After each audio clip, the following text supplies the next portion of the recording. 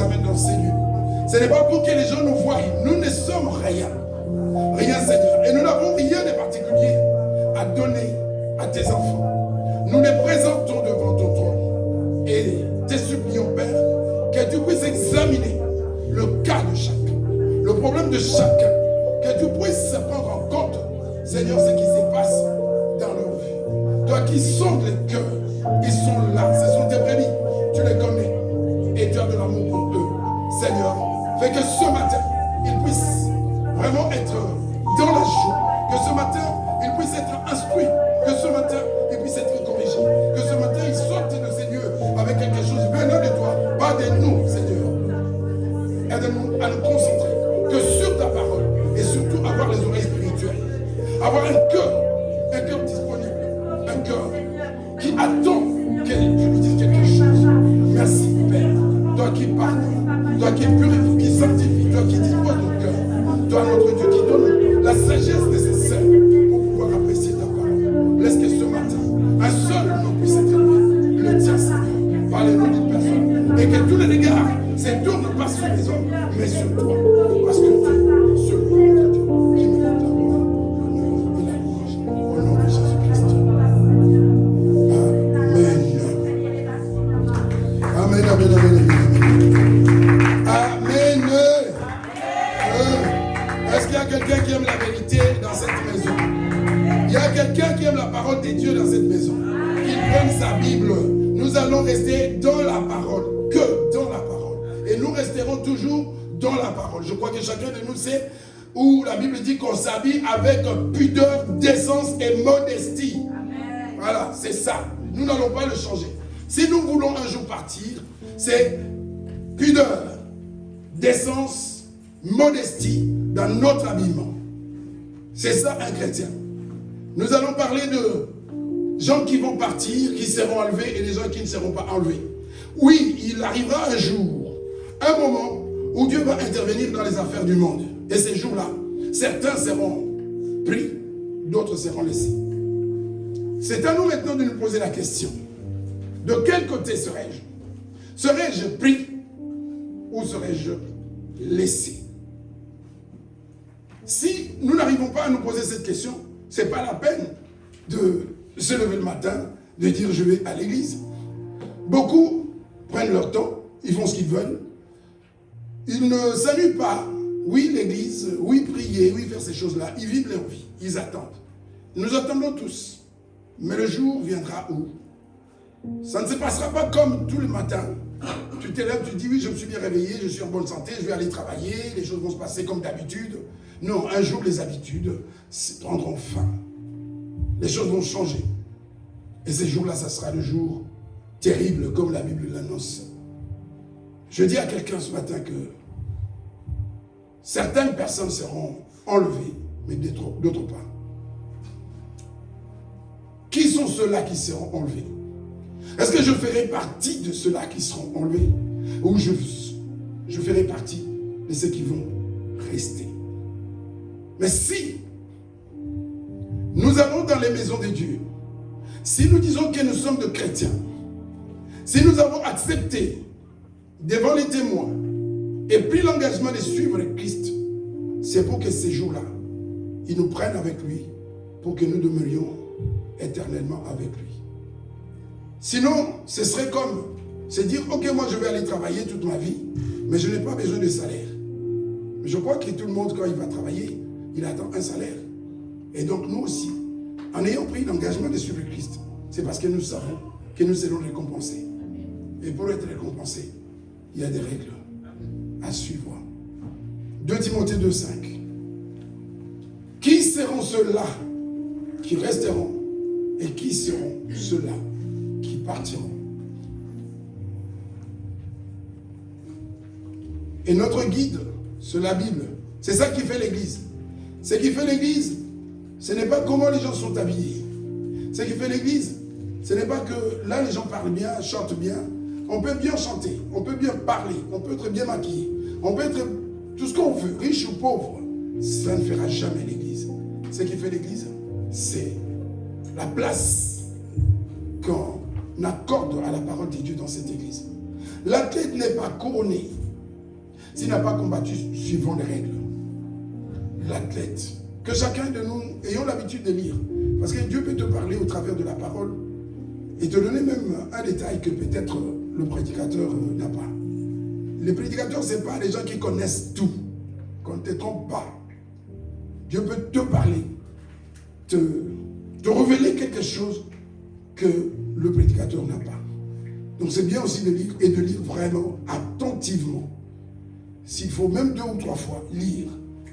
N'accorde pas, je le dis toujours, n'accorde pas plus d'importance aux commentaires qu'à ce qui est écrit.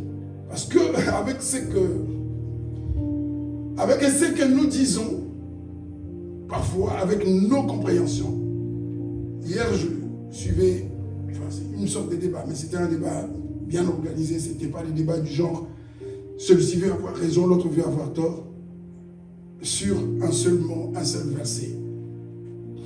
J'étais complètement perdu. Heureusement, j'ai un petit bagage déjà qui me permet de faire la différence.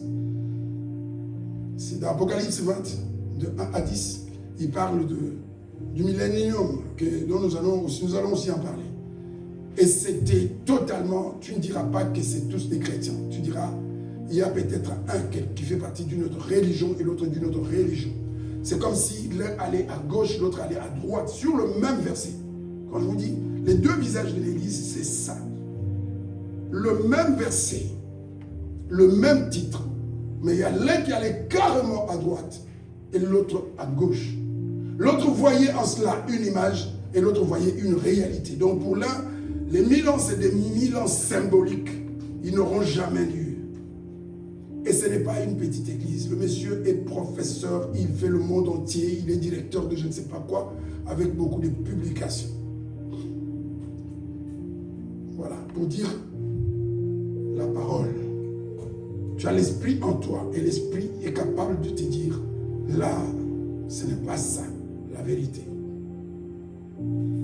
Ici, nous sommes comparés à des athlètes, à des sportifs, engagés dans une compétition.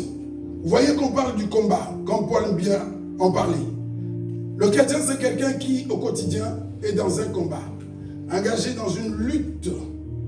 C'est une lutte où il faut à tout prix rester debout, où il faut à tout prix continuer droit sur le chemin que le Seigneur nous indique. Et l'adversaire, lui, il a un objectif.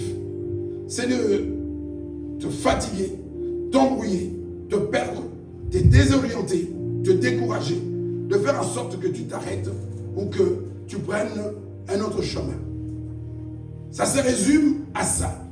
Et tous les jours, les églises, nous sommes appelés à justement veiller, surveiller, répondre, corriger, ramener les enfants de Dieu. Et dans tous les domaines, c'est ça être chrétien. Être chrétien, ce n'est pas un jeu. J'ai parlé avec une personne qui disait qui s'est considérée comme chrétienne. Après discussion, la personne a compris. Je dis, tous ceux qui disent que ce sont des chrétiens, ils ne sont pas chrétiens. Parce qu'il y a des choses précises à partir du moment, à partir de quel on peut considérer que celui-là peut être considéré comme chrétien. Et ça ne fait pas, c'est pas seulement le fait d'appartenir à une assemblée, c'est pas seulement le fait que tu as passé 20 ans dans une église. Il y a des éléments obligatoirement qu'on doit trouver dans la vie d'une personne qui se déclare chrétienne. Et c'est ce qu'on appelle des règles. On peut les appeler aussi des principes. Donc il n'y aura pas de couronnement. Il n'y aura pas d'enlèvement pour certaines personnes. Tant que ces personnes, à la fin de leur combat, on ne les trouve pas dans ce règle. Dans le chemin tracé, pas par un pasteur, pas par une église. Parce qu'aujourd'hui, la vérité que nous devons tous connaître, c'est que Jésus lui-même l'a dit. Déjà même depuis l'ancienne alliance, il y avait des faux prophètes, il y avait des faux serviteurs. Et aujourd'hui, il y en a. C'est à nous, à chacun de nous, d'examiner, de prier, d'observer. On doit observer, écouter, vérifier et et prier pour ne pas se faire avoir. Parmi les gens qui ne seront pas enlevés, malheureusement, il y aura des victimes. Des gens qui n'auront pas fait attention à ce qu'on leur disait. Le chrétien aujourd'hui doit savoir qu'il doit vérifier tout ce qu'il écoute. Ce que beaucoup ne font pas. Vérifier, même ce que je suis en train de dire. Comment le vérifier? Je dois avoir ma Bible. Lire, on m'a donné le verset. D'abord, est-ce que le verset, il est dans la Bible? Bon, c'est pas toujours évident. Parce que souvent, c'est quoi? Le mensonge vient d'où? On prend un verset, on le sort de son contexte et on peut lui faire dire, c'est la même chose avec tout ce qui est écrit partout, même dans les romans. Quand on coupe une phrase, un texte, et qu'on le sort de son contexte, on peut lui faire dire tout ce qu'on veut. Et ça arrive souvent aussi dans la Bible. Comment vérifier? Ok, ici tu m'as donné ces versets. Tu m'as dit qu'il dit ceci. Mais est-ce qu'il y a un autre qui dit la même chose? Est-ce qu'il y a un autre qui peut m'aider à comprendre le verset que j'ai? C'est comme ça que souvent, on prend 2, 3, 4, 5 versets, parfois des auteurs différents, pour montrer que vous voyez que tous disent la même chose. Parce que se limiter sur un seul verset pour en faire une doctrine, le risque est que, suite à une mauvaise interprétation ou une mauvaise compréhension du verset, on se retrouve à côté. Il faut le vérifier par rapport à d'autres. Et surtout, après avoir écouté, comme là, prenez l'habitude de prendre ta Bible, de lire et de prier, demander au Seigneur. Tous les prédicateurs ne prêchent pas les gens qu'on leur a prêché. Il y a des choses que peut-être on ne nous a jamais prêchées, mais en lisant, en priant, le Seigneur t'ouvre les yeux, tu comprends. Ah, ce verset, un exemple, c'était, je crois hier, un frère, il avait lu un verset qu'il n'avait pas bien compris. Il me pose la question. Je n'ai même pas eu le temps de lui expliquer. Je dis, montre-moi le verset. Ou envoie-moi le verset. En prenant le verset, avant de me le montrer, il l'a lu lui-même. Ah, j'ai compris. Effectivement, il avait bien compris. C'était ici. Je n'ai pas eu le temps de lui expliquer. C'est-à-dire qu'il avait peut-être lu trop vite. Effectivement, il a compris ce que le verset disait. Il a juste lu le verset précédent. Et il a compris. J'ai dit, c'est exactement ça que tu as compris. On ne lui a pas expliqué. Donc, 2 fois, en lisant correctement, méthodiquement, en comptant sur l'aide du Saint-Esprit, on peut comprendre 2 choses. On peut comprendre qu'on nous a raconté n'importe quoi. Oui, ça peut arriver. Que tu comprends les choses. Hier, c'est arrivé comme ça, la personne a compris. Et c'est comme ça qu'on comprend beaucoup les choses. Pas qu'on va créer sa propre doctrine, mais le Seigneur, c'est pourquoi le Saint-Esprit a été envoyé. Pas seulement dans ceux qui prêchent, mais tout chrétien véritable a le Saint-Esprit et il peut aussi comprendre des choses. Mais on ne va pas comprendre 1000 choses, 1000 sur un seul verset, tout le monde 1000 versets, non. La pensée doit être la même, même si il y a des versets sur lesquels il y a plusieurs applications. Mais la source doit rester la même. Amen. Donc, nous retenons déjà que il y a des règles. Bien qu'il y ait la grâce, mais il y a des règles. La grâce n'annule pas des règles, des principes. Parce que certaines personnes ont tendance à parler de la grâce comme si nous sommes sous la grâce, c'est fini, il n'y a plus rien à faire. Est-ce que tout le monde sera enlevé? Pourquoi? Puisque la grâce. Est-ce que la grâce concerne que certaines personnes? Est-ce que Jésus est venu mourir seulement pour une catégorie de personnes? Alors expliquez-moi comment est-il possible que certains seront avec le Seigneur et d'autres pas? C'est là qu'il faut comprendre qu'on ne vienne pas te raconter que la grâce signifie que tu as un boulevard, tu es sur l'autoroute et tu peux rouler les yeux fermés et qu'à la fin tu vas rencontrer le Seigneur. Mensonge. Voilà une mauvaise compréhension de la grâce. Nous sommes d'accord que tout le monde ne sera pas enlevé. Pourquoi? Puisque la grâce est là. Si la grâce signifie ne faire rien, croise les bras, Dieu a tout fait, ben, c'est fini. Mais ici, toujours dans la parole de Dieu, on nous rappelle qu'il n'y a pas de couronnement, il n'y a pas d'enlèvement, il n'y a pas de récompense, il n'y a pas de réussite si nous ne tenons pas compte de règles. Et donc le chrétien, c'est quelqu'un qui n'a pas à croiser les bras et s'endormir, mais quelqu'un qui a un travail à faire. La grâce, c'est un don de Dieu, mais ces dons, il faut savoir en profiter. Le problème, c'est ça. Il y en a qui acceptent, qui croient qu'il y a la grâce et qui en profitent. Et il y en a qui se disent, c'est n'importe quoi. Et qui refusent de saisir la grâce. Saisir la grâce, c'est justement se dire, oui, il m'a ouvert le chemin. Il m'a donné la possibilité d'être avec lui. Mais il me demande de marcher d'une certaine manière. Il est devant moi, je dois le suivre. Oui, c'est moi l'auteur de la grâce. Mais moi, je vais au nord, toi, tu vas au sud. Donc, tu ne veux pas de ma grâce. Si tu veux vraiment de ma grâce, il faut marcher sur mes traces. C'est ce que la Bible dit. Il faut me suivre. Comme ça, tu es sous ma protection. Et comme ça, toi et moi, on va arriver à la même destination.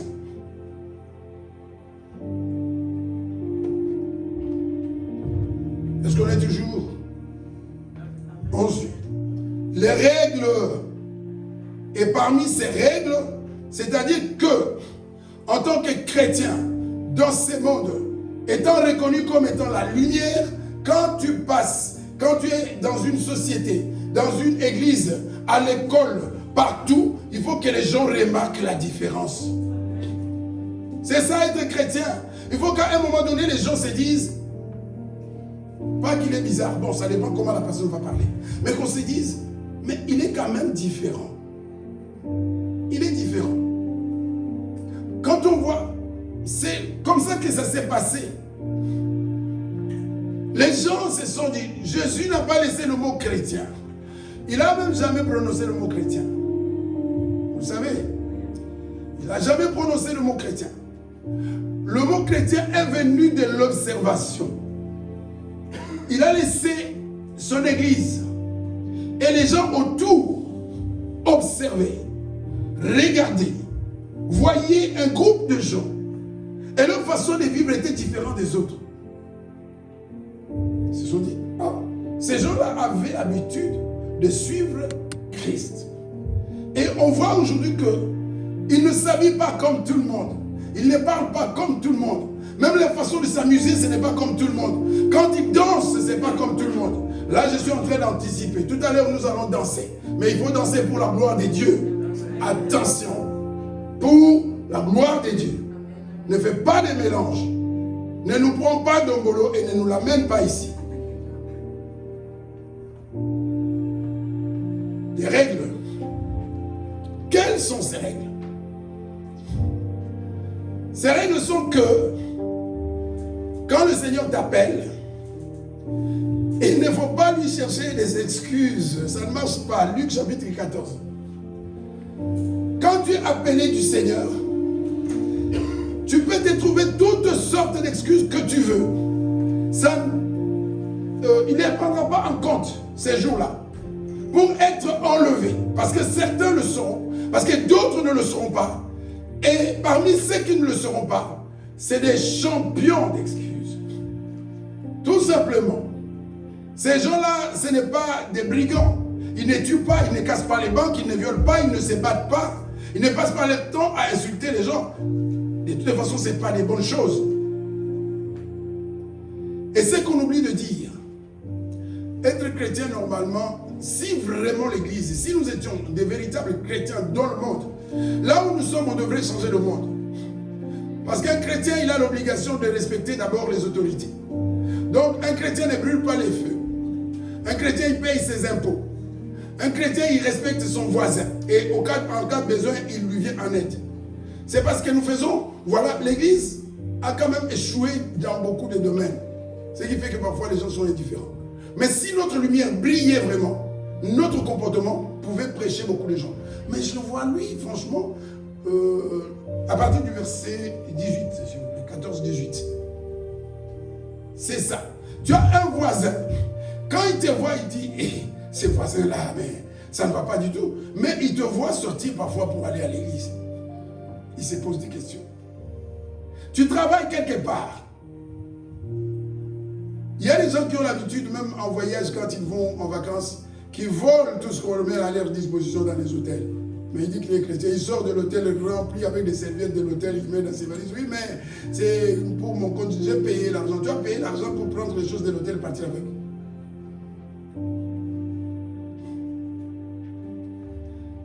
Mais tous, remonte un petit peu, un verset au-dessus. À l'heure du souper, il envoyait à son serviteur dire aux conviés, venez car tout est déjà prêt. Venez. Une invitation. Là encore, ça m'interpelle. Oui, la grâce. Oui, des prédestinations. Oui, il y a des gens peut-être prédestinés à faire telle ou telle chose, à remplir tel rôle pour telle ou telle mission. Mais je ne vois pas dans la Bible que certains sont déjà condamnés d'avance. Je n'ai jamais vu. Ce n'est pas parce que dans une fête, toi on t'a appelé pour être fille d'honneur que les autres ne sont pas invités. Tu as un rôle particulier à jouer dans une fête. Toi tu es peut-être fille d'honneur. Toi tu es peut-être le maître de cérémonie. Mais il y a les autres aussi sont invités. Et c'est aussi la même chose avec Dieu. Qu'on ne vienne pas nous dire que parce que lui il était prophète, que parce que lui il était Étienne, que parce que lui il était Jean-Baptiste, que moi je ne suis pas dans le plan de Dieu, je suis dans le plan de Dieu. Amen. Je ne vais pas jouer le rôle de Jean-Baptiste peut-être, ni d'Étienne, ni de Paul. Je ne suis pas apôtre, mais je suis l'invité de Dieu. Et c'est à moi d'accepter ou de refuser.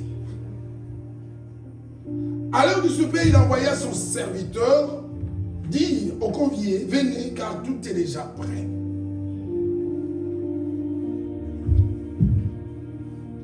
Ce matin, nous sommes tous invités. Tous. Malheureusement, notre réaction ne sera pas la même. C'est ça. Tout est là.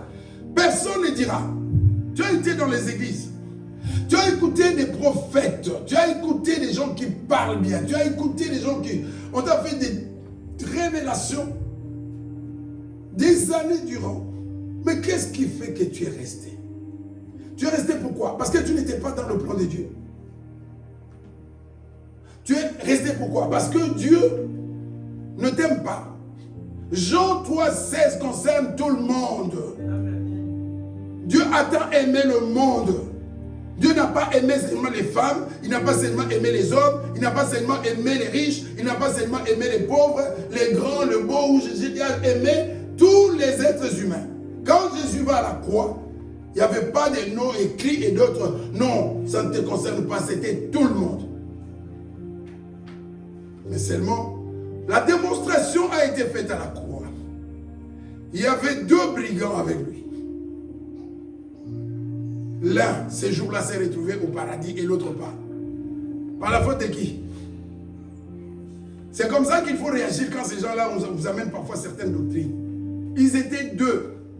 Ils pouvaient tous réagir de la même façon. Mais ce n'est pas ce qui ont été fait. Qu'on ne vienne pas me dire que l'autre, parce qu'il avait été prédestiné à la perdition. Alors là, il faudra qu'on me le montre dans la Bible. Ils pouvaient réfléchir comme l'autre. Oui. Je suis là parce que je mal agi, je me suis mal comporté, je n'ai pas respecté des règles. Et lui, il n'a rien fait. Est-ce que c'était compliqué de dire lui, il n'a rien fait? Dans les églises, c'est la même chose. Je peux me dire tout simplement, pourquoi est-ce que je passe mon temps à détruire mon frère, il ne m'a rien fait? Mais certains s'amusent à le faire. Et demain, s'ils ne sont pas enlevés, la faute à qui? Au pasteur.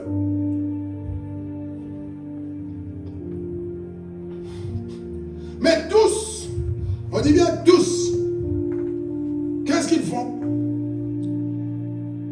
Ils se mirent à s'excuser. Donc, parmi les gens qui ne seront pas enlevés, il y a ceux qui trouvent toujours des excuses.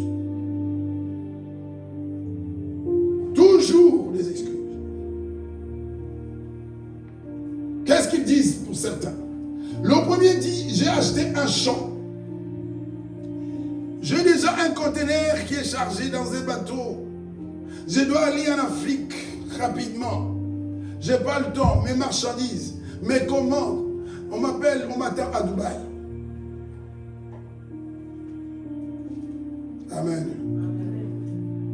Est-ce que parmi nous, nous n'avons pas des gens comme ça? Est-ce que tu n'es pas cette personne-là?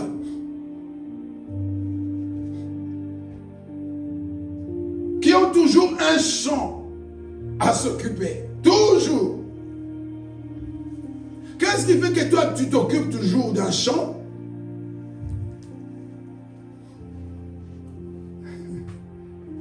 C'est compliqué. Et je suis obligé d'aller le voir. Tu es obligé d'aller le voir. Tu es en train de faire un choix. Et nous faisons le choix tous les jours. Le choix de s'occuper de nos affaires.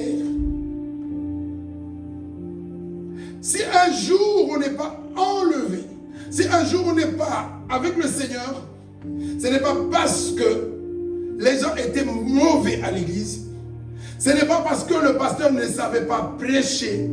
Il faut oublier ces histoires-là. Ceux qui ont l'habitude de critiquer les pasteurs. Oui, tu es tombé peut-être sur un mauvais pasteur, mais tu ne tombes pas toujours sur des mauvais pasteurs. Arrête. Aveugle, ouvre les yeux. Tu ne tombes pas toujours. Est-ce que tu as déjà mis en pratique ce que le bon pasteur là t'a enseigné? Tu es tombé sur un mauvais, sur un méchant, sur un mauvais prédicateur. D'accord, mais depuis ta naissance, depuis que tu as commencé à fréquenter les églises, tu ne tombes que sur des mauvais. Si tel est le cas, attention. Tu es vraiment un problème. Laisse ce que le mauvais pasteur a fait. Trouve un bon. Obligé d'aller voir le champ. C'est-à-dire, mon champ compte plus pour moi que le salut qui m'est proposé. Mon champ a plus de valeur que l'appel de Jésus. Sur la terre, c'est ça. Il n'y a pas que ceux qui trouvent des excuses. Nous allons voir aussi d'autres catégories. Et c'est dans l'église. Ce verset, ce n'est pas un verset qu'il faut aller enseigner aux païens. Et il y a ceux qui achètent toujours un champ et qui ont des choses à faire. Cela démontre une chose. Là où est ton trésor? Ah, ici, on ne sait pas ça. Là où est notre trésor? Est-ce que je peux me permettre ce matin de poser la question, où est ton trésor? C'est quoi ton trésor d'abord? C'est quoi ton trésor? J'ai un coffre-fort rempli de diamants qu'il est placé quelque part. Tu crois que je vais aller loin? Ah, je quitte le travail vite, je vais aller voir. Ah, il est toujours là. Je vais à gauche, à droite, on m'appelle, je reviens, ah, il est toujours là. Le problème est que certaines personnes, leur trésor, ils ont déjà trouvé leur trésor. Difficile de détacher leur cœur de l'endroit où il y a leur trésor. Mais il y en a ceux qui ont conscience que mon trésor n'est pas ici sur terre. Il y en a qui ont conscience que leur trésor se trouve ailleurs que dans leur champ. Et ils ne trouvent pas d'excuses. Ils ne se sentent pas obligés. Est-ce que tu es vraiment obligé de travailler tous les jours?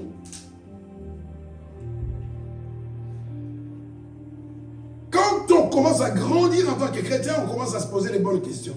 Est-ce que je suis obligé de travailler tous les jours?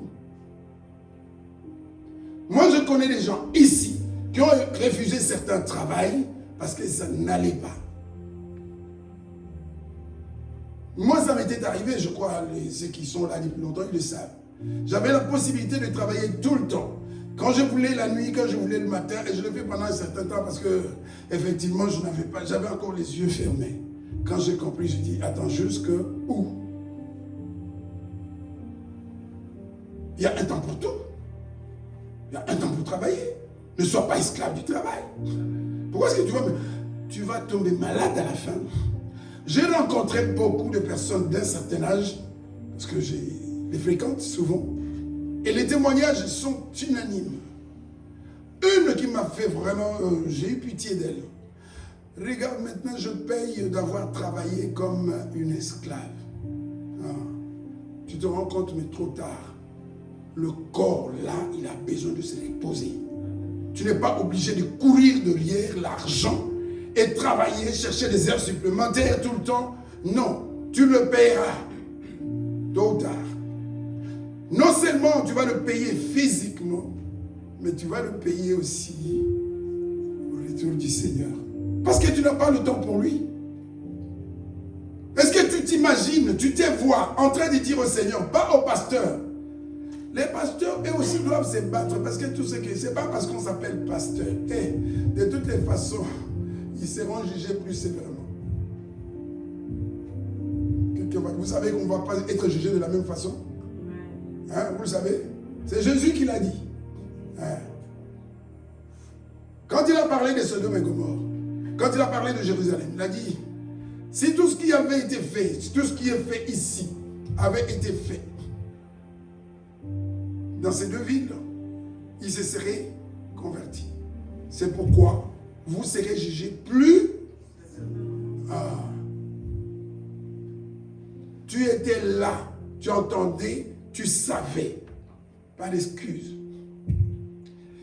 Donc, une catégorie de personnes ne seront pas enlevées, ne seront pas avec le Seigneur, ne profiteront pas de la grâce de Dieu, parce que ils s'excusaient toujours à cause de leur chant. Un autre, j'ai acheté 5 paires de bœufs et je vais les essayer. Excuse-moi, je t'ai pris. C'est ça la maladie de nos églises. C'est ça la maladie du monde aujourd'hui. Vous savez que mais là, tout le monde prie ensemble. Les chrétiens ne sont même pas la moitié du monde, de la population mondiale. Tout au plus, on estime à, si pas un quart, un tiers. Ça, c'est tout ce qui sont considérés comme des chrétiens. Et donc, si tu prends les vrais, tu descends encore beaucoup plus bas. En considérant seulement ceux qui vont dans les églises, on est déjà bas. Et quand tu entres maintenant dans pouvoir, le blé est livré, tu vois qu'on est encore beaucoup plus bas. Pourquoi? Parce que, entre autres, il y a ceux qui ont toujours quelque chose à faire. Toujours quelque chose à faire. Toujours occupé. C'est pas grave. Jésus a laissé la liberté à tout le monde de choisir. Quand il t'appelle, tu peux dire oui, je viens, ou tu peux dire Seigneur, laisse-moi encore un peu le temps d'aller enterrer mon père. Et la réponse de Jésus, est-ce que c'est de... Bon, parlons comme des humains. Est-ce que c'est gentil de dire à quelqu'un qui a son père décédé, qui te dit, laisse-moi le temps d'aller enterrer mon père? Quelle réponse tu donnerais toi? Maintenant, aidez-moi. Qui peut m'aider? Tu donnerais, ça veut vite, tu donnerais quelle réponse? Je te dis, j'ai perdu mon père et c'est vrai, j'ai perdu mon père, je dois aller l'enterrer. Tu me dirais quoi? Hein? Qui a la réponse? Qui peut m'aider? Pas l'enterrer, hein? Pourquoi? Parce que toi, tu es trop gentil. Hein? Parce que tu es bon, gentil, tu le comprends, parce que c'est pas facile. Non, laisse les morts enterrer les morts. Quelqu'un peut m'expliquer pourquoi les morts? Est-ce que les morts peuvent aller enterrer les morts? Comment ça, non?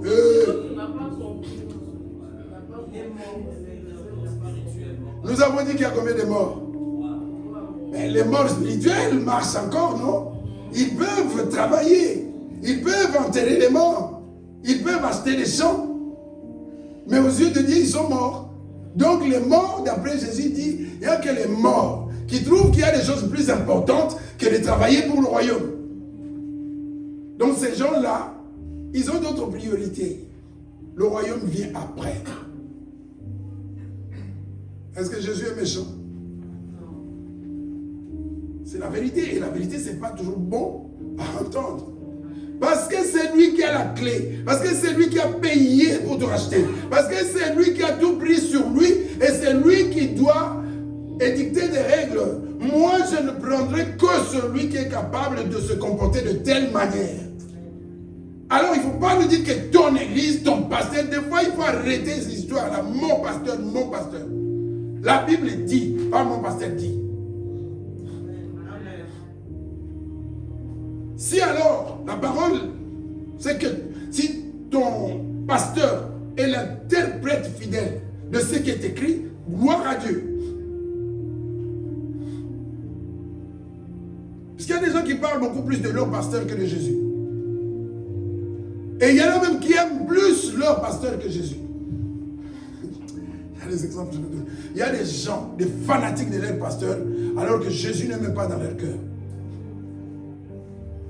Tu es mort, mais tu marches encore. Réveille-toi. Fanatique de quelqu'un. Dieu merci. Moi, ça c'est naturellement, être fanatique de toi. Tu as des jambes comme moi, tu as des yeux comme moi. Attends, je vais être fanatique de toi pour comment? Toi, tu vas me ressusciter?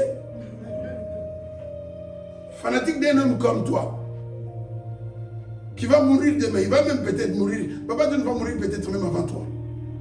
Bon, le jour où il meurt maintenant, tu quoi? Tu cherches encore une idole? Voilà pourquoi moi, mon idole, c'est Jésus.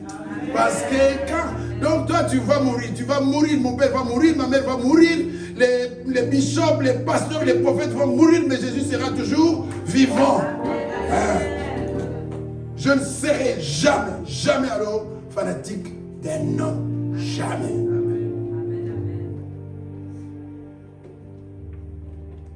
Jamais.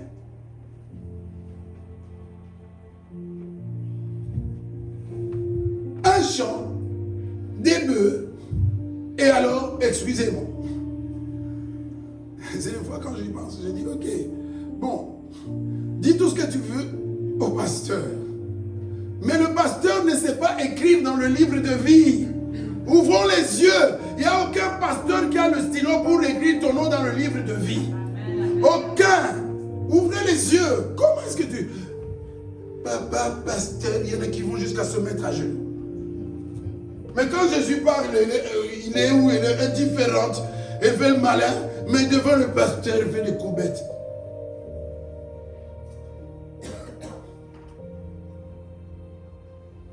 Tu ne sais même pas si lui-même sera au paradis.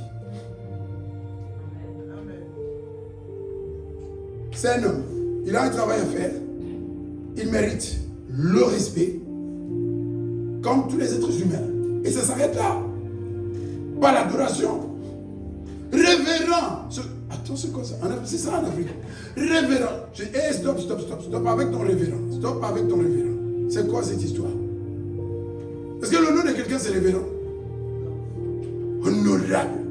Idolâtre.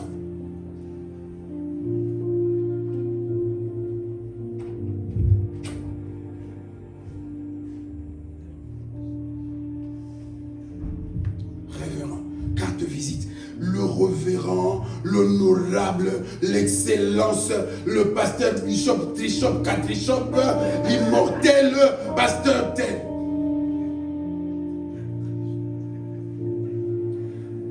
Si tu vois quelqu'un qui aime les honneurs à ce point-là, c'est un envoyé du diable.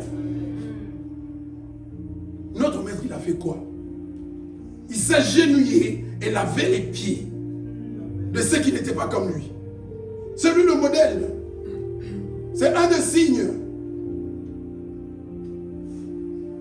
Si Jésus s'est abaissé, toi tu es qui pour ne pas t'abaisser? Appelle-moi Bishop. Je t'appelle pas Bishop. De toute façon, je n'ai pas besoin d'être toujours avec toi. Ta maman t'a donné le nom Bishop. Un autre dit, je viens de me marier. Oh, arrête de solutionner. Pourquoi vous rigolez? Mes amis, je vous laisse tranquille aujourd'hui. Puisque les choses sont encore, hein, je ne peux pas, sinon on va vous appeler 2 fois. Donc, je vous laisse tranquille aujourd'hui, reposez-vous calmement. On vous attend à la fin. Amen. Ah, ils se connaissent eux-mêmes. Préparez, donc on vous laisse le temps de préparer les discours. Vous allez venir ici. Je ne veux pas regarder pour que les gens sachent que c'est vous. Cachez-vous bien. On ne vous a pas oublié. On attend à la fin. Mieux vaut la fin d'une chose que... préparez déjà des discours, on vous aura ici. Vous allez avoir 1 heure du temps ici. Vous allez nous faire des déclarations ici. Préparez-vous. Aujourd'hui, je vous laisse tranquille. Parce que si on vous appelle aujourd'hui, samedi prochain, on va danser, manger. Oh, toi, tu regardes du pouvoir pour que les gens sachent que c'est lui.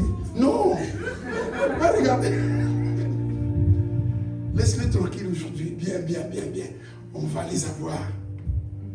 Amen. Amen. Que Dieu vous bénisse. Vous vous connaissez vous-même. Soyez bénis. Bon, c'est que regardez, ils ont vu. Je viens de me marier. Merci parce que vous vous êtes mariés quand même hier, mais vous êtes là. Parlez pas nous dire, tu vois, je suis marié, j'ai pas le temps de venir. Vous êtes là. Bravo.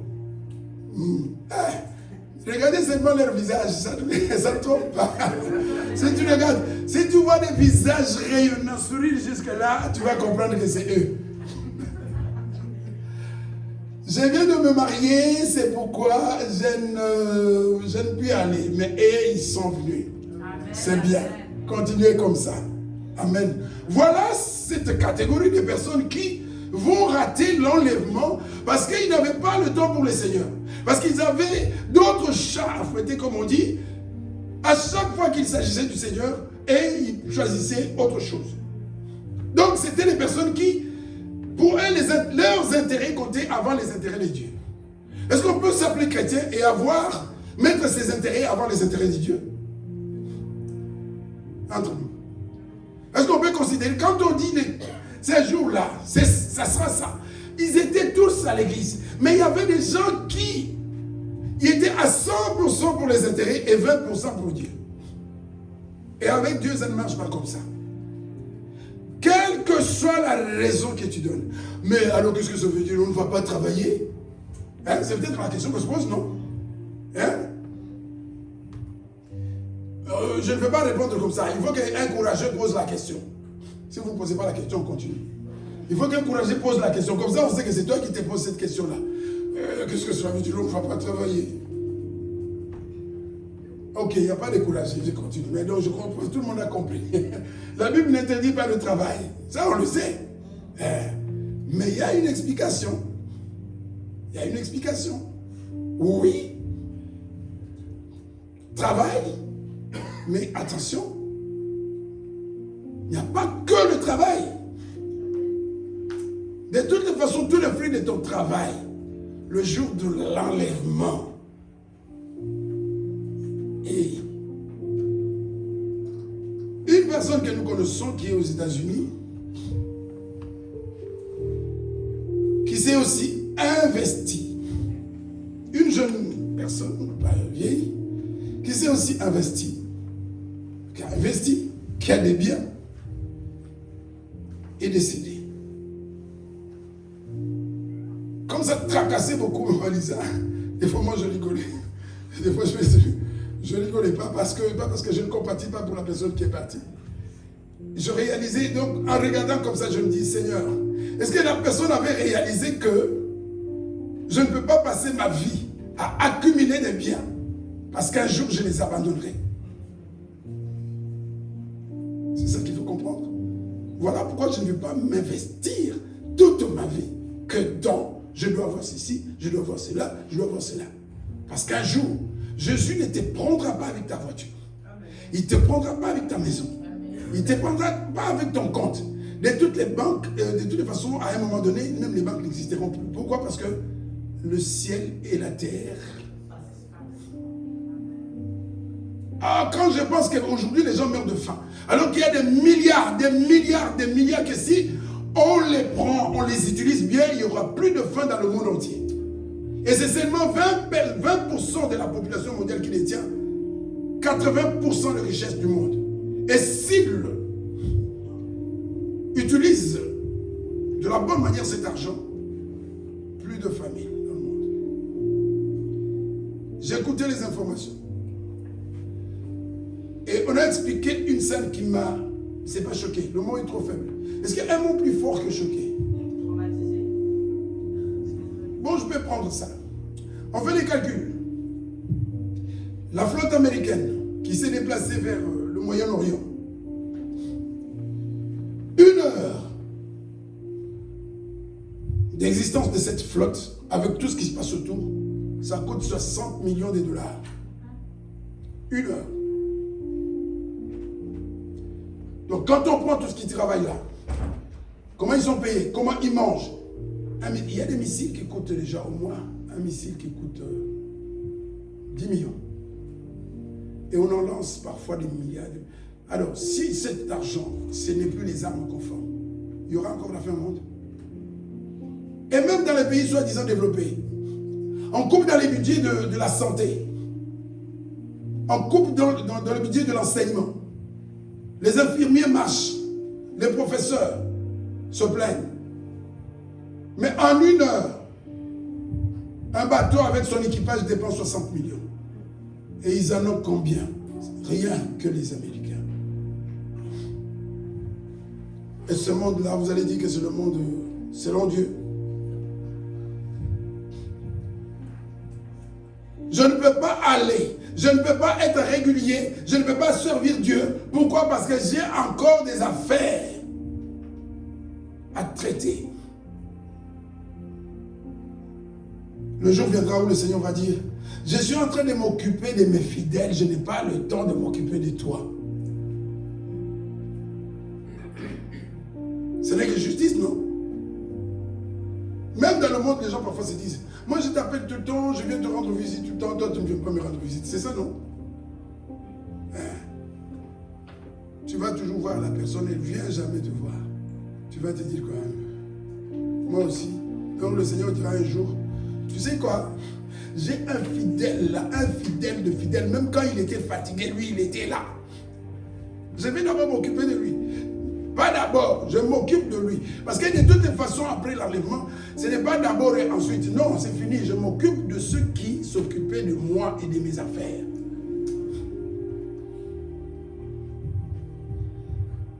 Est-ce qu'on a compris la première catégorie? Qui sont-ils? On va là maintenant.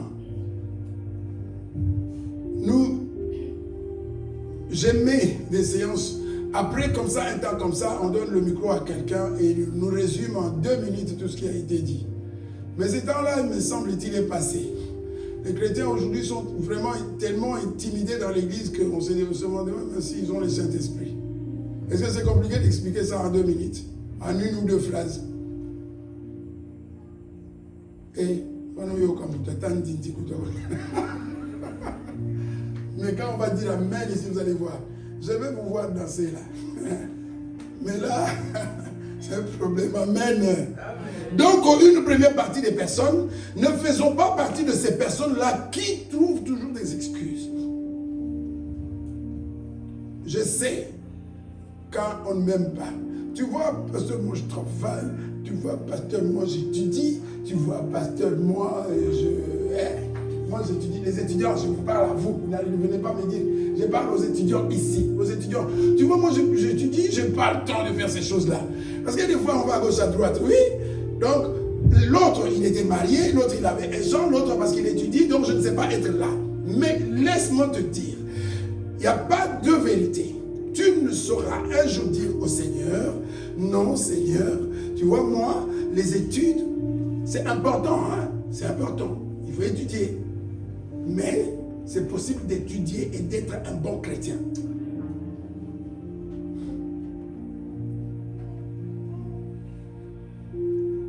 Si tu perds 2 heures, c'est ça qui peut faire que tu vas échouer. Si tu échoues, c'est que tu n'es pas bien organisé, tu n'as pas bien travaillé. Je sais de quoi je parle, oui. Je sais de quoi je parle. Nous sommes passés par là. Blocus, on connaît.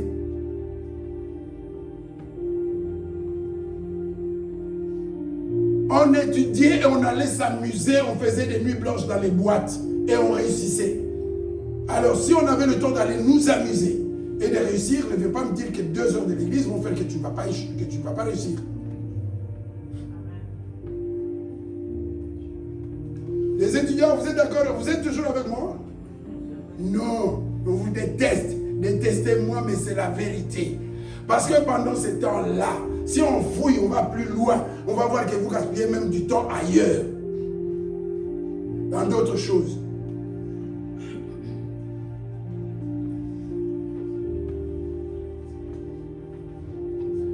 Ça, c'est les étudiants. Qui encore? Les étudiants. Ok. Fâchez-vous contre moi de toutes les façons. Le Seigneur a pris note que vous étiez avertis. Amen. Oui. Deuxième catégorie. Matthieu 6. Que tout le monde connaît. C'est pas. Des fois, la Bible, c'est simple. Il y a des choses compliquées. Quand tu vas dans l'Apocalypse, c'est compliqué. Mais les évangiles, c'est pas compliqué. Il faut juste être voilé. Quand tu vas dans l'Apocalypse, tu entres dans l'eschatologie. Là, il faut vraiment s'appliquer. Matthieu 6, 33. L'autre catégorie. Ils ne sont pas trop éloignés de ceux-là. Verset 33, que tout le monde, normalement tout chrétien doit connaître. Cherchez. Je parle souvent de si et je parle souvent de l'impératif. L'impératif, c'est un ordre. Et ça me ramène à Matthieu 28, verset 20. Apprenez, enseignez aux disciples à faire quoi? À obéir. Utilisons les termes les plus simples. À obéir. L'Église, les serviteurs de Dieu ont l'ordre d'apprendre aux enfants de Dieu l'obéissance à tout ce que Dieu demande. Voilà pourquoi souvent je me parlais de... C'est mieux de savoir ce que Dieu attend de toi que on vienne de te balancer tout le temps ce que Dieu va faire. Parce que ce que Dieu va faire dépend de ce que toi tu dois faire. Toi tu ne fais rien, on vient te dire Dieu va te donner, Dieu va te faire, Dieu va bénir. Non, Dieu ne bénit pas sans condition. Abraham, tu pars. Abraham, je t'ai béni, maintenant pars. Est-ce que c'est ce que la Bible dit? Abraham part. Et puis je te bénirai. C'est comme ça qu'il faut lire, il faut parfois la Bible, c'est pas compliqué. C'est simple. Et ça peut t'aider déjà de bout en bout comprendre comment Dieu fonctionne. Pierre, suis-moi. Et je ferai de toi. Ça fonctionne comme ça avec Dieu. Il ne vient pas à les prendre. Bon, maintenant que je t'ai gâté, viens me servir. Non, ça ne marche pas comme ça. Il y a des principes, des orientations qui doivent être claires dans l'esprit de tout le monde et ça te facilite même de comprendre beaucoup de choses. Quand on vient te mentir, tu vas comprendre. Demandez et tu recevras. Viens me dire ça. Viens me dire ça. Je vais t'écouter. Ok. C'est écrit, ok. C'est tout. Moi, je vais te poser tout simplement la question. C'est tout. Si tu me dis oui, c'est tout. Menteur. Oui, il ne faut pas couper. Il y a des choses qu'il ne faut pas couper comme ça. Il faut aller plus loin. Il ne suffit pas de demander. Et comme souvent nous sommes distraits, on prend ça. Seigneur, tu as dit demander. Demander. Qu'est-ce que tu veux demander ce soir? Demander comment. Hein? Il y a aussi comment demander. Demander oui, mais comment? Je te réponds, vous demandez mal. Et on va plus loin. Demandez mais beaucoup de questions. Vous demandez mais d'une manière égoïste. Hein? Pour satisfaire. Seigneur, moi, comme lui il a 2 maisons. Dans le quartier, on ne parle que de lui. Moi, il me faut 3. Seigneur, donne-moi, donne-moi. Et l'autre manière de demander aussi mal, c'est quoi? Tu es déjà ingrat sur ce que Dieu t'a donné. Tu n'es pas reconnaissant sur ce qu'il t'a donné. Et tu veux qu'il te donne encore. Demander. Si tu es chrétienne, c'est un micro-trottoir. Si oui, quel est le verset que tu connais? Matthieu 7,7. Matthieu 7,7. Pourquoi tu n'es pas sans la sanctification, personne ne verra le Seigneur? Non, ce verset-là, on n'aime pas. Sans la sanctification, personne ne verra le Seigneur. Comme ça, tous les jours, je tombe, je me relève, je me bats. Seigneur, aide-moi.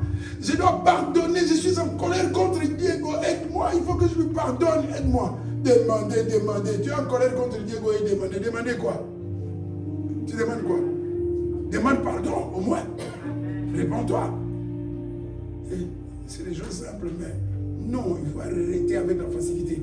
Les évangiles faciles, c'est compliqué. C'est un piège. Cherchez premièrement le royaume et la justice de Dieu.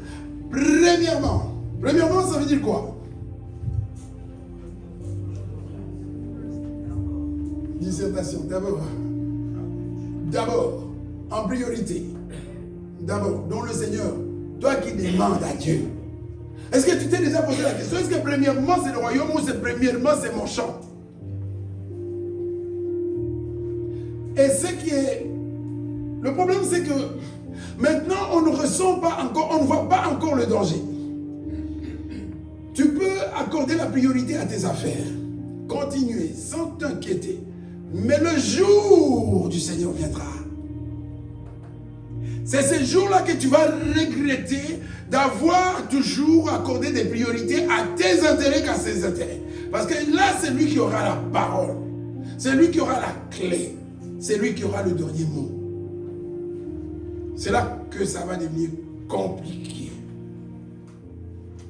Et c'est pourquoi l'Église est là. Ma soeur, c'est bien d'avoir le diplôme. Mais que servirait-il à un homme d'avoir 5 doctorats si à cause de cela,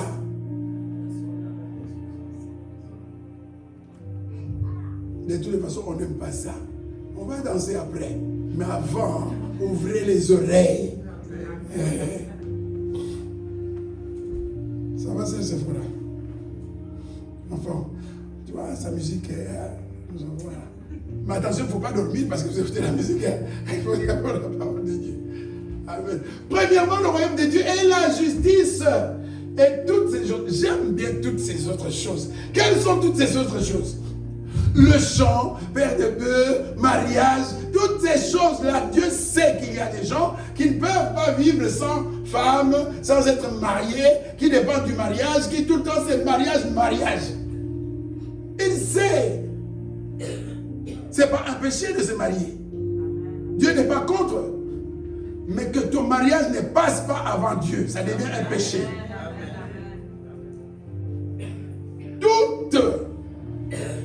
Toutes les choses dont vous avez besoin, je ne suis pas aveugle. Je sais, je ne suis pas insensé. Je ne manque pas de cerveau, je ne manque pas d'intelligence. Je vous ai créé et donc je connais vos besoins. Il y avait tout dans le jardin d'Éden. Pourquoi? Parce qu'il savait qu'il allait créer les hommes et que les hommes ont de besoins. Il n'a pas changé ce Dieu-là. C'est lui qui fixe les priorités. L'homme dit non, Seigneur, toi tu es trop dur. Vous savez que parfois, par notre comportement, c'est comme si on disait à Dieu qu'il est égoïste. Oh, toi tu veux seulement qu'on s'occupe d'abord de toi et moi. Mais c'est ce que nous disons. Oh, mais lui, et moi d'abord, s'il me reste un peu de temps, c'est ça qu'on appelle les miettes. Tu fais ton travail, tu as tes études, tu as ta famille, ce sont des bonnes choses. Tu fais ton programme, tu t'organises tu dois insérer Dieu dans le programme de ta vie. C'est ce que je dis aux gens. Ne viens pas chercher de servir ici et commencer à nous donner des explications. Réfléchis d'abord. On ne s'engage pas sans avoir fait des calculs pour dire, ne viens pas commencer à dire, tu vois, j'ai des enfants, tu vois, je suis marié, tu vois, je travaille. Non, réfléchis. Calcul, Jésus a dit cette parabole. On ne s'engage pas pour aller faire la guerre sans avoir évalué. Est-ce que contre cette personne ça va aller? Est-ce que je vais construire d'accord? Est-ce que j'ai les moyens pour achever ce que je vais commencer? C'est ça la question qu'il faut se poser d'abord.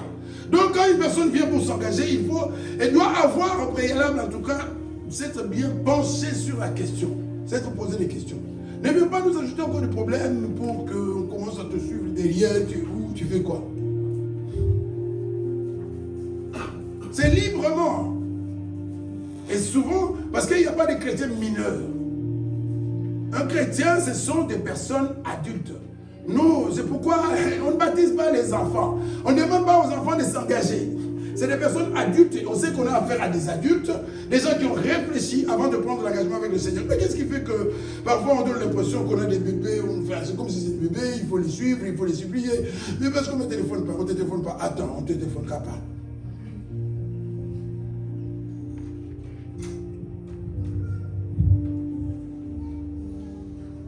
Ces autres choses vous seront données. On n'a pas dit demander. Moi j'aime Dieu. Quand on grandit, des fois on perd le temps, Seigneur, donne-moi, donne-moi, donne-moi, donne-moi. On n'a pas toujours besoin, avec Dieu, on n'a pas toujours besoin de demander. S'il sait que nous en avons besoin, il a dit quoi? Est-ce qu'il a dit demander? Non, il a dit, mettez-moi à la première place, servez-moi, privilégiez mes intérêts, et moi, comme je connais vos besoins, je vais prendre soin de vous. Si tu vois quelqu'un qui dit, donne-moi, Seigneur, donne-moi, c'est un bébé spirituel. Tu n'as pas le temps de remercier le Seigneur, tu n'as pas le temps de donner, le Seigneur se dit, donne-moi, donne-moi. Il t'a déjà donné la santé. Qui paye l'argent ici pour être en bonne santé? Tu es là, bien là. Tu vas te mettre là et danser. Il y a des gens qui ne peuvent pas se lever ce matin pour danser. Tu mérites la santé plus que tout le monde. Et alors, sois déjà reconnaissant pour la santé que tu as.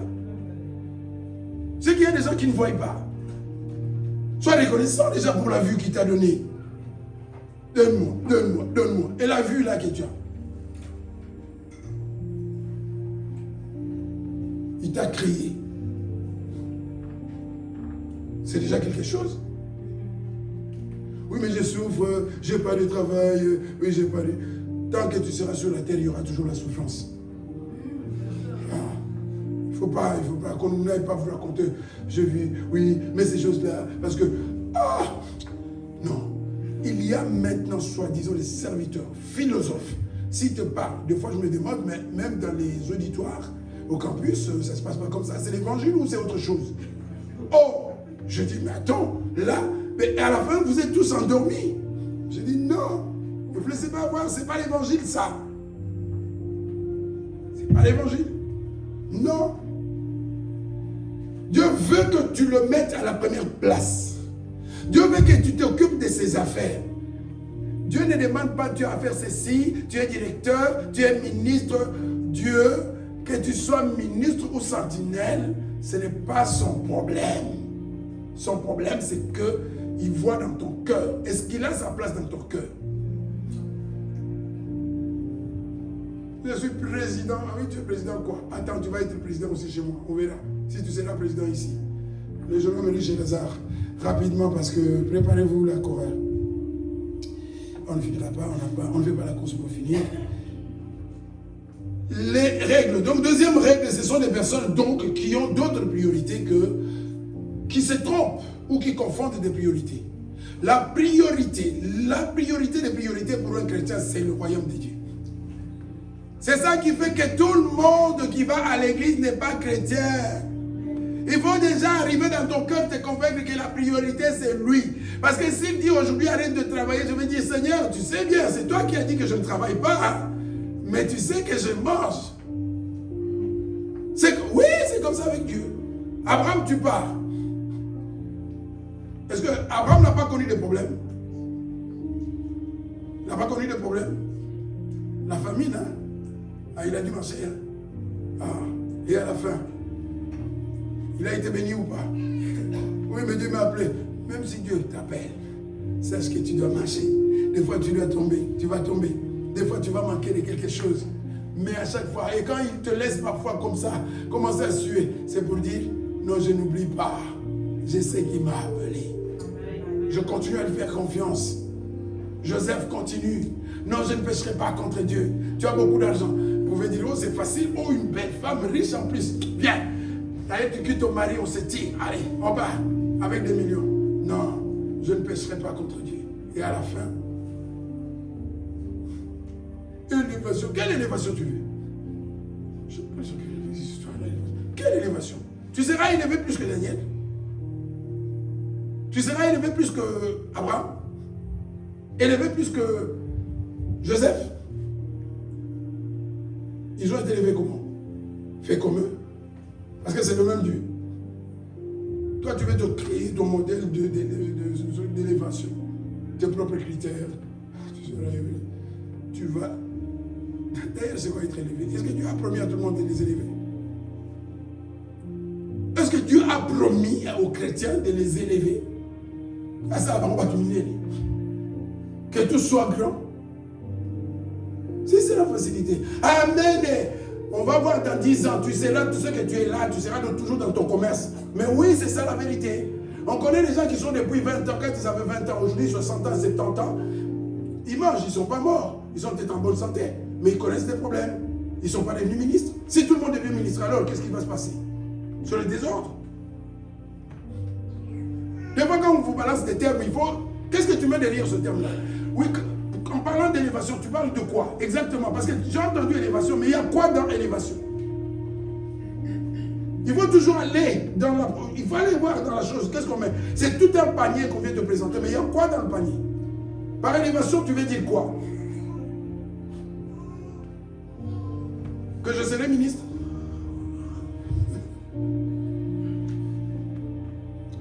On va terminer par là. On continuera parce qu'il y a... Vous pouvez déjà commencer à vous préparer, mes frères et sœurs, de gloire, chorale, gloire. Pas chorale, papa Dieu, mais chorale. Chorale quoi? Chorale quoi? Gloire de Dieu.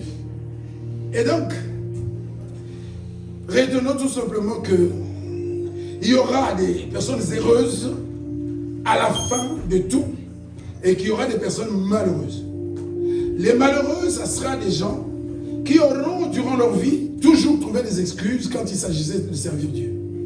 Les malheureux, ce sera des gens qui auront confondu les priorités pendant leur vie. Il y en a beaucoup. On va continuer, on continuera. Mais on s'arrête à ces deux-là. Comme ça, je suis sûr que la prochaine fois, quelqu'un peut nous expliquer. Oui, mais venez déjà, pendant que je parle là, c'est pour vous laisser le temps de venir. Amen. Vous allez voir comment les gens vont se réveiller. Et ça, amen.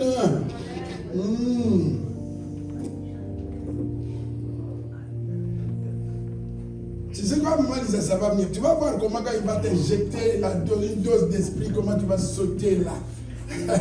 La douleur là, comment elle va disparaître. Amen, amen, amen, amen. Est-ce qu'il y a des vivants ici? Amen. Non, je n'ai pas l'impression. Non, vous êtes vraiment là avec nous? Amen. On va bouger. Qui aime bouger? Pour Christ. Qui aime bouger? Ça va bouger.